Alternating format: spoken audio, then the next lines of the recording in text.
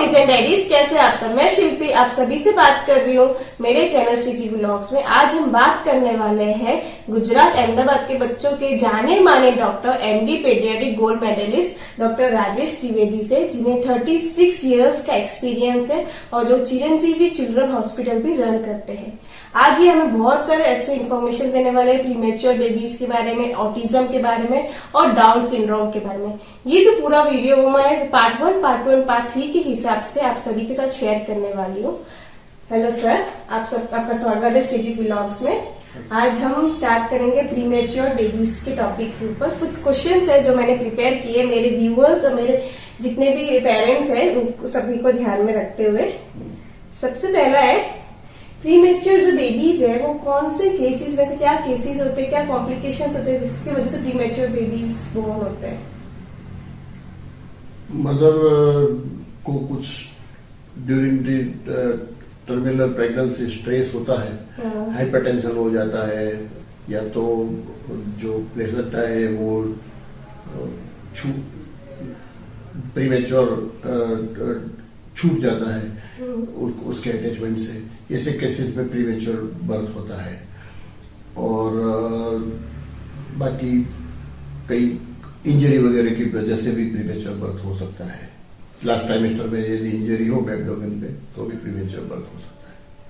तो premature babies के मतलब बर्थ के बाद क्या पॉसिबिलिटीज होती है कि वो मतलब बर्थ के बाद मतलब जिंदा रहते या फिर डेथ नहीं हो जाती उनकी? हाँ, अभी तो साइंस काफी एडवांस हो चुका है, तो 7 महीने तक का तो कोई प्रॉब्लम है ही नहीं। सब everybody can be made to survive.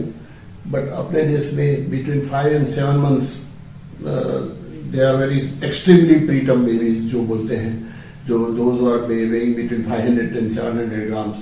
उसमें there is lot of struggle to be put on, and उनको काफी लंबा टाइम हॉस्पिटल में भी रहना पड़ता है, 2-3 महीना।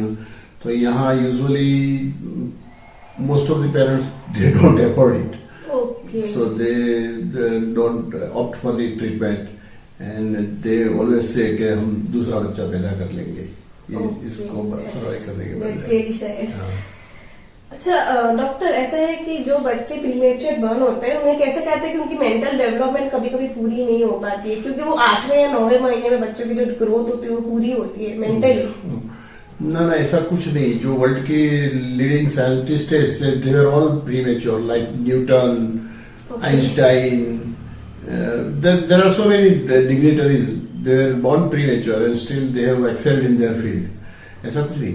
If they take, if they are given the proper care and if they are brought up properly, then they can be as normal as the full-term babies. Okay. अच्छा, जब मान लीजिए आपको पता चलता है कि आप है ना बच्चे जो प्रीमेच्योर होने वाले हैं बिफोर 7th month या 6th month जब भी, तो क्या क्या इंजेक्शन, क्या क्या मेडिकेशन आप पेशेंट्स को देते हैं? If we are expecting a preterm delivery तो एंटीनेटल स्टेरॉइड हर एक माँ को दे देना चाहिए, क्योंकि उसका बच्चे का फेफड़ा बराबर डेवलप हो जाए। तो unless it is an accidental delivery, if it is a planned premature delivery, then we always give steroid so that chest के complications जो है वो ना होए। तो और main problem is breathing only. Okay. If the lung is mature and if the baby is taking breath on its own, then lot of treatment can be avoided, like ventilation etc. Okay. और doctor, ऐसा भी है कि अगर premature baby small होते तो कोई organ ऐसे अंडर डेवलप रह जाते हैं जो आप इंक्यूबेटर में रखते हैं बच्चों को, इस वजह से? नहीं, वो पूरा बच्चा ही अंडर डेवलप होता है, उसकी वजह से उसको टेम्परेचर मेंटेन नहीं कर पाता है, इसलिए उनको इंक्यूबेटर में रखा जाता है, so that they maintain the temperature and then we give them oxygen, then we give feeding to the nasogastric tube, nutrition वगैरह सप्लाई करते हैं, and gradually they grow. And once they are able to suckle at the breast, then we put them at the breast. मतलब normally उनके birth time पे depend करते हैं कि उन्हें कितने दिनों तक इंक्यूबेटर में रखना है। एग्जैक्टली सपोज कि बच्चा 500 to 700 ग्राम्स वाला है, that will require hospitalisation of at least 3 months. Okay, what is the cost? Cost is exorbitant for 500 to 700 grammars, but above 700 grams, it is around 10 to 15,000 rupees per day. Oh my God, it's okay. ऐसा कुछ होता है कि मतलब कभी-कभी defects आ जाते हैं premature babies जब बॉर्न करते, कुछ भी वो ऐसे तो मेन फेफड़े की डिफेक्ट आती है, फेफड़ा बराबर डेवलप नहीं होता है इसके, इसलिए और क्या क्या डिफेक्ट्स देखे जाते हैं प्रीमेच्योर बेबीज में? प्रीमेच्योर आफ्टर बर्थ जो होता है वो ऑक्सीजन देने की वजह से उनको अंधापा आ जाता है, जिसको हम रेट्रोलेंटल फाइब्रोप्लासिया बोलते हैं। वो यदि बराबर प्रॉपरली उसका चेकअप नहीं किया जाता है तो फिर they can become blind. Baby may survive but may become blind without any vision. Okay. Then they may have some auditory problems also. बराबर हियरिंग नहीं कर सकते हैं।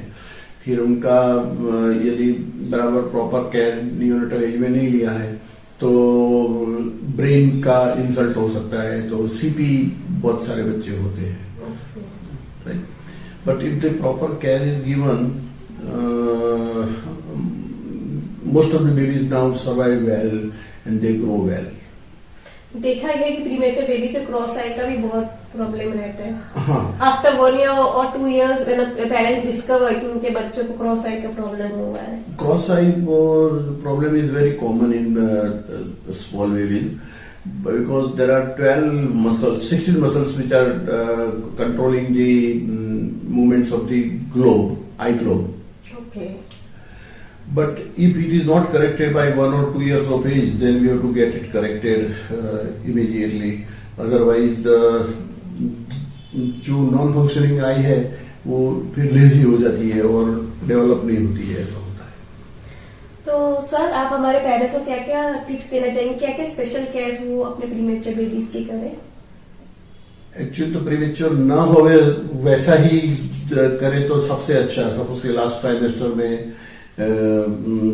ट्रैवल ना करे, फिर कोई डैमेज ना हो, ऐसा एक्सीडेंट ना हो, फिर रेगुलर एंटीनेटल चेकअप करा के ब्लड प्रेशर वगैरह कंट्रोल में रखे तो प्रीमेच्योर होने का चांसेस ही कम रहता है।